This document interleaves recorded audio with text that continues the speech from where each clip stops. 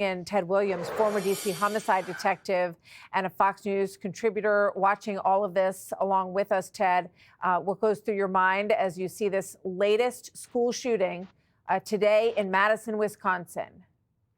You know, Martha, I've been on with you before, over and over, where we have, unfortunately, these kinds of incidents, these kind of shootings at school.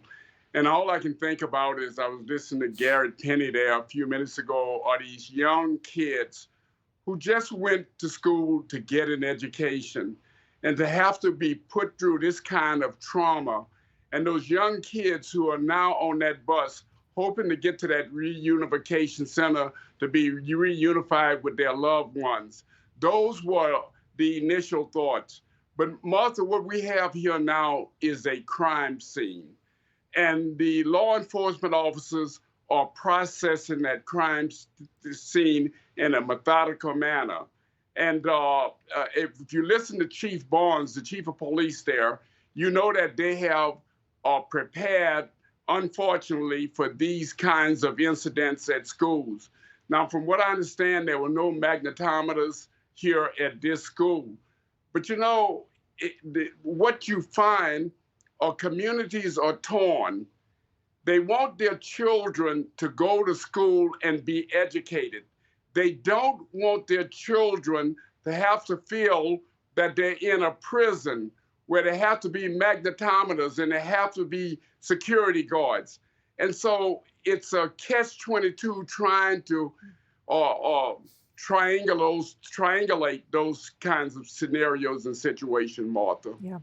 Well, you know, the flip side is if these shooters think that they can't get into the building or they might get caught getting into the building, would that dissuade them from trying and knowing that there is nothing between them and the doorway has not led to an optimal situation in this country? The other thing that really strikes me, Ted, when I'm thinking about Christmas right around the corner is Sandy Hook, because that happened on December the 14th in Connecticut. And I clearly remember, I mean, this was another just, the magnitude of it was just unthinkable. And there were Christmas trees all over town as those families were going through hell. And that's the hell that at least a few families and families of the injured are thinking about today, Ted. You know, I also thought about Sandy Hook and those young kids that were killed there at Sandy Hook. One of the things that I'm deeply concerned about, and we don't know, and I want to make sure I'm clear, we do not know that there's a nexus between the phone calls that has been received in other parts of Wisconsin and what is taking place here today. But we do know that Sandy Hook did occur right around this time.